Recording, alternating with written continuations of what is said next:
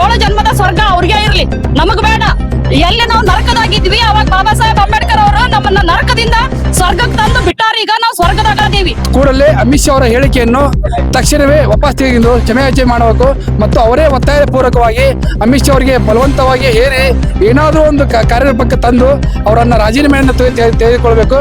ಏನಂದ್ರ ನಮಗ ಬಾಬಾ ಸಾಹೇಬ್ರು ಕೊಟ್ಟಂತ ಸಂವಿಧಾನ ಒಂದಿದ್ರು ಸಾಕು. ಇವತ್ತು ಡಾಕ್ಟರ್ ಬಾಬಾ ಸಾಹೇಬ್ ಅಂಬೇಡ್ಕರ್ ಅವರು ಯಾವ್ದು ಜಾತಿ ಭೇದ ಇಲ್ಲದೆ ಹೆಣ್ಣು ಗಂಡು ಎನ್ನದೆ ಎಲ್ಲರಿಗೂ ಸರಿ ಸಮಾನದ ಹಕ್ಕನ್ನು ಕೊಟ್ಟು ಬಾಬಾ ಸಾಹೇಬ್ರು ಏನ್ ಕೊಟ್ಟಾರ ಸಂವಿಧಾನ ಪ್ರತಿಯೊಬ್ಬ ಭಾರತದ ಪ್ರಜೆಗೂ ಸಮನಾದ ಒಂದು ಹಕ್ಕನ್ನ ಕೊಟ್ಟಾರ.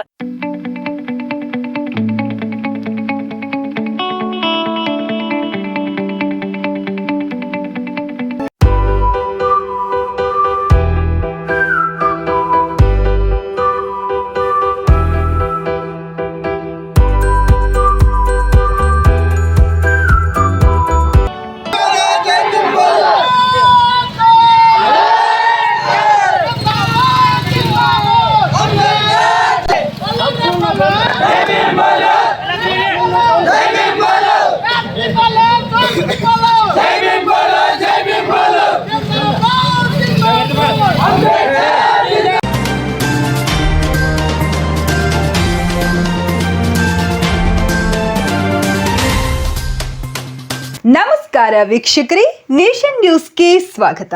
ನಾನು ನಿಮ್ಮ ಸ್ವಾತಿ ಎಣ್ಣಿ. ದಲಿತ ಸಂಘಟನೆಗಳಿಂದ ಹಾಗೂ ಎಲ್ಲ ಸಂಘಟನೆಗಳ ಒಕ್ಕೂಟ ವತಿಯಿಂದ ಒಂದು ದೇಶದಲ್ಲಿ ಮನಸ್ಫೂರ್ತಿ ಹೇರುವಂತಹ ಸಂದರ್ಭ ಬಂದಾಗ ಬಾಬಾ ಸಾಹೇಬರು ಅಳುಕದೆಯವರನ್ನ ವಿರೋಧಿಸಿದ್ದರು. ಅದರ ಭಾಗವಾಗಿ ನಾವು ಕೂಡ ವಿರೋಧಿಸಬೇಕು. ಯಾರು ಸಂವಿಧಾನ ಗೌರವಿಸುವುದಿಲ್ಲವೋ ಅಂತಹ ಸರ್ಕಾರಗಳು ಸಮುದಾಯಗಳು ಬಹಳ ದಿನ ಉಳಿಯುವುದಿಲ್ಲ ಎಂದು ಪ್ರತಿಭಟನಾಕಾರರು ಆಕ್ರೋಶ ವ್ಯಕ್ತಪಡಿಸಿದರು. ಇವತ್ತಿನ ದಿವಸ ನಾವು ಈ ಒಂದು ನವಲ್ಗುಂದ್ ಪಟ್ಟಣವನ್ನ ಬಂದ್ ಮಾಡುವುದರ ಮುಖಾಂತರ ದೇಶದ ಜನತೆಗೆ ಈ ಒಂದು ವಿಷಯನ ತಿಳಿಸ್ತಾ ಇದ್ದೀವಿ. ಏನಂತಂದ್ರ ಈ ಒಂದು ದೇಶದ ಗೃಹ ಮಂತ್ರಿ ಅಂತ ಹೇಳ್ಕೊಳ್ಳುವಂತ ಗಡೀಪಾರ್ ಅಮಿತ್ ಶಾ ಅವರು, ಬುದ್ಧಿ ಇಲ್ಲದ ಅಂತ ಅಮಿತ್ ಶಾ ಅವರು ಜನರ ಕಡೆ ಬುದ್ಧಿ ಹೇಳಿಸ್ಕೋಬೇಕಾಗೈತಿ. ಏನಂತಂದ್ರ ಅವರು ಸಂವಿಧಾನದ ಒಂದು ಅಡಿಯಲ್ಲಿ ಒಂದು ಪ್ರಮಾಣ ವಚನ ಸ್ವೀಕಾರ ಮಾಡಿ ಒಂದು ಗೃಹ ಮಂತ್ರಿಯಾಗಿ ಒಂದು ಸಂಸತ್ತಿನಲ್ಲಿ ಒಂದು ಕೆಲಸ ಮಾಡ್ತಾ ಇದ್ದಾರೆ. ಅಲ್ಲಿ ಅವರು ಜನರಿಗಾಗಿ ಒಂದು ಅಭಿವೃದ್ಧಿ ಒಂದು ಸ್ಥಾನದಲ್ಲಿ ಇರ್ಬೇಕ ಹೊರತು ಜನರನ್ನ ರೊಚ್ಚಿಗೆ ಎಬ್ಬಿಸಿ ಜನರನ್ನ ಹಾಳು ಮಾಡೋದಲ್ಲ. ಅವ್ರು ಹೇಳ್ತಾರ ಬಾಬಾ ಸಾಹೇಬ್ ಅಂಬೇಡ್ಕರ್ ಅವರು ಅಂಬೇಡ್ಕರ್ ಅನ್ನೋದು ಒಂದು ಫ್ಯಾಷನ್ ಆಗ್ಬಿಟ್ಟೈತಿ. ಅಂಬೇಡ್ಕರ್ ಅವರ ಜಪ ಮಾಡೋದ್ ಬಿಟ್ಟು ದೇವ್ರನ್ನ ಜಪ ಮಾಡ್ರಿ, ಸ್ವರ್ಗ ಸಿಗ್ತೈತೆ ಅಂತ, 7 ಜನ್ಮದ ಸ್ವರ್ಗ ಸಿಗ್ತೈತಂತ. ಹಂಗಂದ್ರ ಇವ್ರಿಗೆ 7 ಜನ್ಮದ ಸ್ವರ್ಗ ಅವ್ರಿಗೆ ಇರ್ಲಿ, ನಮಗ್ ಬೇಡ. ಎಲ್ಲಿ ನಾವು ನರಕದಾಗಿದ್ವಿ ಅವಾಗ ಬಾಬಾ ಸಾಹೇಬ್ ಅಂಬೇಡ್ಕರ್ ಅವರು ನಮ್ಮನ್ನ ನರಕದಿಂದ ಸ್ವರ್ಗಕ್ಕೆ ತಂದು ಬಿಟ್ಟಾರ. ಈಗ ನಾವು ಸ್ವರ್ಗದಾಗದೇವಿ. ಈ ಸ್ವರ್ಗನ ಮತ್ತೆ ನರಕ ಮಾಡೋದು ಬೇಡ. ಅದಕ್ಕೆ ನಾವು ನಿಮಗೆ ಎಚ್ಚರಿಸಾಕತ್ತೇವಿ. ನೀವೇನ್ ಮಾತಾಡಿರಿ, ಯಾಕಂದ್ರ ಅಂಬೇಡ್ಕರ್ ಫ್ಯಾಷನ್ ಅಲ್ಲ, ಅದು ಒಂದು ಫ್ಯಾಷನ್ ಅಲ್ಲ, ನಿನ್ ಮನಿ ರೇಷನ್. ಅದು ಏನ್ ಅಂಬೇಡ್ಕರ್ ಅನ್ನೋದು ನಿನ್ ಮನಿ ರೇಷನ್ ನೀ ಅರ್ಥ ಮಾಡ್ಕೋ. ಜೊತೆಗೇನಂದ್ರ ಅಂಬೇಡ್ಕರ್ ಅವರು ಪ್ರತಿಯೊಬ್ಬರ ರಕ್ತ ಕಣದಲ್ಲಿ ಅಡಿಗ್ಯಾರ, ಪ್ರತಿಯೊಬ್ಬ ದಲಿತ ರಕ್ತ ಕಣದಲ್ಲಿ ಉಸಿರಾಗಿ ಅವರು ಬಾಬಾ ಸಾಹೇಬ್ರ ಅದಾರ. ಸೂರ್ಯ ಚಂದ್ರ ಬೆಳಗ್ಗೆ ಹುಟ್ಟಿ ರಾತ್ರಿ ಮುಳುಗ್ಬೋದ, ಆದ್ರ ಬಾಬಾ ಸಾಹೇಬ್ ಅಂಬೇಡ್ಕರ್ ಅವರ ಹೆಸರು ಯಾವತ್ತೂ ಅದು ಅಳಗ್ಸಂಗಿಲ್ಲ, ಯಾವತ್ತೂ ಅದು ಅಜರಾಮರವಾಗಿ ಇರ್ತೈತಿ. ಇದನ್ನ ನೀನ್ ಅರ್ಥ ಮಾಡ್ಕೊಂಡು ನೀನ್ ಬುದ್ಧಿವಂತ ಆಗಿ ನಿನ್ನಷ್ಟಕ್ಕೆ ನೀನ ಸ್ವ ಇಚ್ಛೆಯಿಂದ ರಾಜೀನಾಮೆ ಕೊಟ್ಟು ಕೆಳಗಿಳಿದ್ರ ಬುದ್ಧಿವಂತ ಆಗ್ತಿ. ಇಲ್ಲ ಅಂತಂದ್ರ ಈ ದೇಶದ ಬಹುಜನರು, ನಾವೇನದೇವಿ ಬಹುಜನರು, ನಿಮ್ಮನ್ನ ಬಂದ್ ಹಿಮ್ಮೆಟ್ಟಿ ನಾವು ಅಟ್ಟಾಡಿಸಿ ಹೊಡಿಬೇಕಾಕತಿ. ಬಂದ್ ಕರೆ ಕೊಡೋ ಕಾರಣ ಏನಂದ್ರ ಡಾಕ್ಟರ್ ಬಾಬಾ ಸಾಹೇಬ್ ಅಂಬೇಡ್ಕರ್ ಅವರ ದಲಿತರ ಆರಾಧ್ಯ ದೈವ, ಅಲ್ಪಸಂಖ್ಯಾತರ ಆರಾಧ್ಯ ದೈವ, ಬಹುಸಂಖ್ಯಾತರ ಆರಾಧ್ಯ ದೈವ ಅಂತ ಡಾಕ್ಟರ್ ಬಾಬಾ ಸಾಹೇಬ್ ಅಂಬೇಡ್ಕರ್ ಅವರ ಬಗ್ಗೆ ಕೇಂದ್ರದ ಗೃಹ ಮಂತ್ರಿ ಆದಂತ ಅಮಿತ್ ಶಾ ಅವರ ಅವಹೇಳನಕಾರಿಕೆ ಮಾತುಗಳನ್ನ ಖಂಡಿಸಿ ಇವತ್ತಿನ ದಿವಸ ನೋಡ್ಕೊಂಡು ಬಂದ್ ಕರೆ ಕೊಟ್ಟೈತಿ. ಆದ ಕಾರಣ ಅಮಿತ್ ಶಾ ಅವರು ಕೂಡಲೇ ತಮ್ಮ ಹೇಳಿಕೆಯನ್ನು ವಾಪಸ್ ತೆಗೆದುಕೊಂಡು ಭಾರತ ದೇಶದ ಜನತೆಗೆ ಕ್ಷಮೆಯಾಚನೆ ಮಾಡಬೇಕು ಹಾಗೂ ಅವರ ಸ್ಥಾನಕ್ಕೆ ಕೂಡಲೇ ರಾಜೀನಾಮೆಯನ್ನು ಕೊಡಬೇಕು. ಅಲ್ಲಿವರೆಗೂ ಈ ಹೋರಾಟ ಮುಂದುವರಿತಾನೆ ಇರುತ್ತೆ. ಎಲ್ಲಾ ಜಿಲ್ಲಾ ಕೇಂದ್ರಗಳಲ್ಲಿ ನಮ್ಮ ಬಂದ್ ಕರೆಯನ್ನು ಕೊಟ್ಟು ಹೋರಾಟವನ್ನು ಮುಂದುವರಿಸೇವಿ. ಅದ್ರ ಮುಂದುವರೆದ ಪ್ರಭಾವವೇ ತಾಲೂಕು ಮಟ್ಟದಲ್ಲಿ ಕೂಡ ಇವತ್ತಿನ ದಿವಸ ತಾಲೂಕು ಮಟ್ಟದಲ್ಲಿ ಕೂಡ ಬಂದ್ ಕರೆಯನ್ನು ಕೊಟ್ಟು ಉಗ್ರವಾದ ಹೋರಾಟವನ್ನು ಮಾಡಾಕುತ್ತೇವೆ. ಇನ್ನೂ ಮುಂದಿನ ದಿನಗಳಲ್ಲಿ ಗ್ರಾಮ ಮಟ್ಟದಲ್ಲಿ ಕೂಡ ಬಂದ್ ಕರೆಯನ್ನು ನೀಡಿ ಉಗ್ರ ಹೋರಾಟ ಮಾಡ್ತೇವೆ.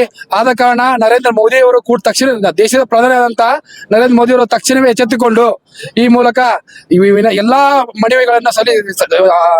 ಮನವಿಗಳನ್ನು ಓದಿಕೊಂಡು ನೋಡಿಕೊಂಡು ಕೂಡಲೇ ಅಮಿತ್ ಶಾ ಅವರ ಹೇಳಿಕೆಯನ್ನು ತಕ್ಷಣವೇ ವಾಪಸ್ ತೆಗೆದು ಕ್ಷಮೆಯಾಚನೆ ಮಾಡಬೇಕು ಮತ್ತು ಅವರೇ ಒತ್ತಾಯ ಪೂರ್ವಕವಾಗಿ ಅಮಿತ್ ಶಾ ಅವರಿಗೆ ಬಲವಂತವಾಗಿ ಹೇರಿ ಏನಾದರೂ ಒಂದು ಕಾರ್ಯರೂಪಕ್ಕೆ ತಂದು ಅವರನ್ನ ರಾಜೀನಾಮೆಯನ್ನು ತೆಗೆದುಕೊಳ್ಬೇಕು.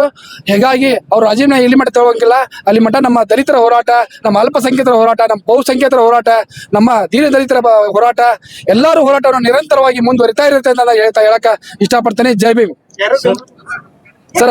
ಇವತ್ತಿನ ಇವತ್ತಿನ ಕರೆಗೆ ಬೆಂಬಲ ನೇಮತ್ತ ವಿವಿಧ ದಲಿತ ಸಂಘಟನೆಗಳು ಹಾಗೂ ರೈತರ ಪರ ಸಂಘಟನೆಗಳು ಹಾಗೂ ಆಟೋ ಚಾಲಕ ಮಾಲಕ, ಟ್ಯಾಕ್ಸಿ ಚಾಲಕ ಮಾಲಕ, ವರ್ತಕರ ಸಂಘ, ಬೀದಿ ವ್ಯಾಪಾರಸ್ಥರ ಸಂಘ ಸಂಪೂರ್ಣವಾಗಿ ಬೆಂಬಲವನ್ನು ನೀಡಿ ಇಸ್ಲಾಂ ಇಸ್ಲಾಂ ಸಂಘ ಸಂಸ್ಥೆ ಎಲ್ಲರೂ ಕೂಡಿ ತಮ್ಮ ಸ್ವ ಇಚ್ಛೆಯಿಂದ ಬಂದಿಗೆ ಸಂಪೂರ್ಣವಾಗಿ ಬೆಂಬಲ ನೀಡ್ಯಾರ. ಈ ಬೆಂಬಲಕ್ಕೆ ನೀಡಿದ್ದಕ್ಕೆ ಅವರಿಗೆ ನಮ್ಮ ಸಂಘಟನೆ ವತಿಯಿಂದ ನಮ್ಮ ಬಾಂಧವರ ಪರವಾಗಿ ಎಲ್ಲರೂ ಕೂಡ ಭೀಮ ನಮನಗಳನ್ನು ಸಲ್ಲಿಸಕ್ಕೆ ಇಷ್ಟಪಡ್ತೀನಿ. ಇಷ್ಟ ಕೇಳ್ತೀನಿ. ಎಲ್ಲರಿಗೂ ಜೈ ಭೀಮ್ ವಂದನೆಗಳು. ಇವತ್ತಿನ ದಿನ ಯಾಕೆ ಬಂದ್ ಕರೆ ಅಂದ್ರೆ ಕೇಂದ್ರ ಸರ್ಕಾರದಲ್ಲಿ ಪ್ರಮುಖ ಸಚಿವ ಸ್ಥಾನ ಹೊಂದಿರತಕ್ಕಂತ ಅಮಿತ್ ಶಾ ಅವರು ಸಂವಿಧಾನದ ಮೇಲೆ ಚರ್ಚೆ ನಡೆಸತಕ್ಕಂತ ಸಂದರ್ಭದಲ್ಲಿ ಸಂಸತ್ನಲ್ಲಿ ಈ ನಾಡಿನ ಈ ದೇಶದ ಎಲ್ಲ ಬಹುಸಂಖ್ಯಾತರ ಕಣ್ಮಣಿ ಭಾರತ ರತ್ನ ಸಂವಿಧಾನ ಶಿಲ್ಪಿ ಸನ್ಮಾನ್ಯ ಬಾಬಾ ಸಾಹೇಬ್ ಅಂಬೇಡ್ಕರ್ ಬಗ್ಗೆ ಅವಹೇಳನಕಾರಿ ಮಾತನಾಡಿರುವಂತದ್ದು ನಾವೆಲ್ಲರೂ ಕೂಡ ಉಗ್ರವಾಗಿ ಖಂಡನೆ ಮಾಡ್ತೇವೆ. ಕೂಡಲೇ ಅವರು ಅಮಿತ್ ಶಾ ಅವರು ತಮ್ಮ ಸ್ಥಾನಕ್ಕೆ ರಾಜೀನಾಮೆ ಕೊಡಬೇಕು. ಯಾಕಂದ್ರೆ ಇವತ್ತೇನಾದ್ರೂ ಅವರು ಆ ಸ್ಥಾನಕ್ಕೆ ಬಂದಿದ್ದು ಕರೆ ಆಗಿದ್ರೆ ಅದು ಬಾಬಾ ಸಾಹೇಬ್ ಅವರ ಬರೆದಂತ ಸಂವಿಧಾನ ಅವರಿಗೆ ಆ ಸ್ಥಾನ ತಂದು ಕೊಟ್ಟತ್ತೆ ಅನ್ನುವಂಥದ್ದನ್ನು ಮರೆತು ಅವ್ರು ಮಾತಾಡೋದು ಬಹಳ ಅಯೋಗ್ಯದ ಹೇಳಿಕೆ ಆಗಿದೆ. ತಮ್ಮ ಸ್ಥಾನಕ್ಕೆ ರಾಜೀನಾಮೆ ಕೊಡಬೇಕು. ಕೂಡಲೇ ಕೇಂದ್ರ ಸರ್ಕಾರ ಅವ್ರನ್ನ ಸಚಿವ ಸ್ಥಾನದ ಕಿತ್ತೊಗಿಬೇಕಂತೇಳಿ ಈ ಬಂದ್ ಕರೆ ಮೂಲಕ ನಾವು ಒತ್ತಾಯ ಪಡಿಸ್ತಾ ಇದ್ದೇವೆ ಸರ್. ನಾನು ಈಗ ಮೊದಲು 400 ಸೀಟ್ ಬಂದು ಚೇಂಜ್ ಮಾಡ್ತೀವಿ ಅಂತ ಹೇಳಿ ಇದು ಅಮಿತ್ ಶಾದವರು ಮೋದಿದವ್ರು ಹೇಳಿದ್ರಲ್ಲ, ಇದಕ್ಕೆ ನೀವೇನು ಸರ್? ಇವತ್ತು ಈ ದೇಶದ ಸಂವಿಧಾನವನ್ನ ಯಾರಿಗೆ ತಿದ್ದುಪಡಿ ಮಾಡ್ಲಿಕ್ಕೆ ಸಾಧ್ಯ ಇಲ್ಲ, ಅವ್ರಿಗೆ ಆಗೋದು ಇಲ್ಲ. ಯಾಕಂದ್ರೆ ಇದೇನು ಸ್ವಾತಂತ್ರ್ಯ ಪೂರ್ವದೊಳಗ ಇಲ್ಲಿ ಬಹುಸಂಖ್ಯಾತರು ಈ ದೇಶದೊಳಗ ತುಳಿತಕ್ಕೊಳಗಾಗಿದ್ರು, ಯಾರು ಅನ್ಯಾಯಕ್ಕೊಳಗಾಗಿದ್ರು, ಅವರು ಆಶಾ ಜ್ಯೋತಿಯಾಗಿ ಅವರಿಗೆ ಅವರ ಬಾಳಲ್ಲಿ ಹೊಸ ಒಂದು ಸ್ವಾತಂತ್ರ್ಯವನ್ನ ದೊರಕಿಸಿ ಕೊಡೋದ್ರ ಮೂಲಕ ಅವ್ರದೇ ಆದ ಸಮಾಜವನ್ನು ಕಟ್ಟಲಿಕ್ಕೆ ಈ ದೇಶಕ್ಕೆ ಒಂದು ಸಂವಿಧಾನವನ್ನು ಏನು ಕೊಟ್ಟಿದ್ದಾರೆ ಆ ವಿಧಾನದ ಮೂಲಕನೇ ಈ ದೇಶ ನಡಿಬೇಕು ಹೊರತು ಬೇರೆ ಯಾವುದೇ ವಿಧಾನದಿಂದ ನಡೀಲಿಕ್ಕೆ ಸಾಧ್ಯ ಇಲ್ಲ ಅನ್ನೋದನ್ನ ಹೇಳಕ್ ಬಯಸ್ತೇನೆ ಸರ್. ಶಂಕರ್ ಅಂಬ್ಲಿ, ಕರ್ನಾಟಕ ರೈತ ಸೇನೆ ರಾಜ್ಯಾಧ್ಯಕ್ಷ. ಅಮಿತ್ ಶಾ ಅವರಿಗೆ ಒಂದು ಹೇಳಿಕೆ, ನೋಡ್ಕೊಂಡು ಸಂಪೂರ್ಣ ಬಂದ್ ಕರೆಯಿಂದ ಒಂದು ಹೇಳಿಕೆಯನ್ನು ಹೇಳಲಿಕ್ಕೆ ಇಷ್ಟಪಡ್ತೀವಿ. ಅಂದ್ರೆ ಅಮಿತ್ ಶಾ ಅವರೇ, ನೀವು ಪಾರ್ಲಿಮೆಂಟ್ ಸಭೆಯಲ್ಲಿ ಅಂಬೇಡ್ಕರ್ ಅನ್ನೋದು ಒಂದು ಪ್ಯಾಷನ್ ಆಗಿದೆ ಎಂದು ಹೇಳಿದ್ದೀರಲ್ಲ, ಆದ್ರೆ ಅಂಬೇಡ್ಕರ್ ಅನ್ನೋದು ಒಂದು ಪ್ಯಾಷನ್ ಅಲ್ಲ, ಅದು ನಮ್ಮೆಲ್ಲರಿಗೆ ನಮ್ಮ ನರನಾಡಿನಲ್ಲಿ ಹರಿದಾಡದಿರುವಂತಿರುವ ರಕ್ತದಲ್ಲಿ ಕಣಗಳಲ್ಲಿ ಬಂದಿರುವಂತ ಅಂಬೇಡ್ಕರ್ ಅವರ ಒಂದು ಸ್ಮರಣೆ, ಅದು ದೇವರ ಸ್ಮರಣೆ ನಮಗೆ. ಅದಕ್ಕೋಸ್ಕರ ನಾವು ಅಂಬೇಡ್ಕರ್ ಅವರನ್ನ ಇವತ್ತು ಭಾರತದ ಸಂವಿಧಾನದ ಅಡಿಯಲ್ಲಿ ಪೂಜಿಸ್ತಾ ಇದ್ದೇವೆ. ಇವತ್ತು ಡಾಕ್ಟರ್ ಬಾಬಾ ಸಾಹೇಬ್ ಅಂಬೇಡ್ಕರ್ ಅವರು ಯಾವುದು ಜಾತಿ ಭೇದ ಇಲ್ಲದೆ ಹೆಣ್ಣು ಗಂಡು ಎನ್ನದೆ ಎಲ್ಲರಿಗೂ ಸರಿ ಸಮಾನದ ಹಕ್ಕನ್ನು ಕೊಟ್ಟು ಬಾಬಾ ಸಾಹೇಬ್ ಅಂಬೇಡ್ಕರ್ ಅವರನ್ನು ಸಂವಿಧಾನವನ್ನು ನಮ್ಮ ಕೈಯಲ್ಲಿ ಕೊಟ್ಟಿದ್ದಕ್ಕೆ ನೀವು ಪಾರ್ಲಿಮೆಂಟ್ ಸಭೆಯಲ್ಲಿ ಕುಂತು ಮಾತಾಡ್ಲಿಕ್ಕೆ ಅವಕಾಶ ಮಾಡಿಕೊಟ್ಟಂತ ನಮ್ಮ ಬಾಬಾ ಸಾಹೇಬ್ ಅಂಬೇಡ್ಕರ್ ಕೊಟ್ಟಂತ ಭಿಕ್ಷೆ ಅದು. ಆ ಭಿಕ್ಷವನ್ನು ಪಡೆದುಕೊಂಡು ನೀವು ಅಂಬೇಡ್ಕರ್ ಎನ್ನುವುದೊಂದು ಫ್ಯಾಷನ್ ಆಗಿದೆ ಅಂತ ಹೇಳ್ತಿರಲ್ಲ, ಮೋದಿ ಅವರಿಗೆ ಒಂದು ಎಚ್ಚರಿಕೆ ನೀಡೋದು ಇಷ್ಟೇ. ಅವರು ಬಾಬಾ ಸಾಹೇಬ್ ಅಂಬೇಡ್ಕರ್ ಅವರಿಗೆ ಏನು ಅವಹೇಳನಕಾರಿ ನೀಡಿದ್ದಾರೆ ಅದನ್ನು ಖಂಡಿಸಿ ನಾವು ಪ್ರತಿಭಟನೆ ನಡೆಸ್ತಾ ಇದ್ದೇವೆ. ರಾಜ್ಯಾದ್ಯಂತ ಎಲ್ಲಾನು ಪ್ರತಿಭಟನೆ ಖಂಡಿಸಿ ಇವತ್ತು ಮೋದಿ ಅವ್ರಿಗೆ ಹೇಳೋದಿಷ್ಟೇ, ನೀವು ಅವ್ರ ಪಾರ್ಲಿಮೆಂಟ್ ದಿಂದ ಅವ್ರನ್ನ ಸಭೆಯಿಂದ ನೀವೇನು ಅದನ್ನ ಮಾತನ್ನು ಖಂಡಿಸಿ ಅವ್ರನ್ನ ಒಪ್ಪಿಕೊಂಡು ನೀವು ಇನ್ನ ಇಟ್ಕೊಂಡು ಕುಂತಿದ್ದೀರಿ. ಅದನ್ನ ಅವತ್ತು ಅವ್ರನ್ನ ಈ ಸಭೆಯಿಂದ ಆಯ್ತು, ಒಂದು ಗೃಹ ಸಚಿವ ಮಂತ್ರಿ ಸ್ಥಾನದಿಂದ ಆಯ್ತು, ಅವ್ರನ್ನ ಹೊರಗೆ ಹಾಕ್ಬೇಕೆಂದು ನಮ್ಮೆಲ್ಲರ ಆಕ್ರೋಶ ಇದೆ. ಅದಕ್ಕೆ ಹೇಳೋದು ಇಷ್ಟೇ, ಮೋದಿ ಅವರೇ ಅವ್ರನ್ನ ಕೂಡಲೇ ಬಂಧಿಸಬೇಕೆಂದು ನಾವು ಈ ಸಭೆಯನ್ನ ಮೂಲಕ ಹೇಳ್ತಾ ಇದ್ದೇವೆ. ಇಲ್ಲಾಂದ್ರೆ ಮುಂದಿನ ದಿನಮಾನದಲ್ಲಿ 200 ವರ್ಷದಿಂದ ಏನು ಭೀಮಾ ಕೊರೆಗಾಂವ್ ಯುದ್ಧವನ್ನು ಮಾಡಿದ್ದೇವೆ ಅದು ಮುಂದೆ ಮರುಕಳಿಸುತ್ತದೆ ಅಂತ ಹೇಳಿ ಜೈ ಭೀಮ್ ವಂದನೆಗಳು. ಕ್ಷಣ ಕ್ಷಣದ ಮಾಹಿತಿಗಾಗಿ ನೋಡ್ತಾ ಇರಿ ನೇಷನ್ ನ್ಯೂಸ್. ಕಾಮೆಂಟ್ ಮಾಡಿ, ಲೈಕ್ ಮತ್ತು ಶೇರ್ ಮಾಡಿ.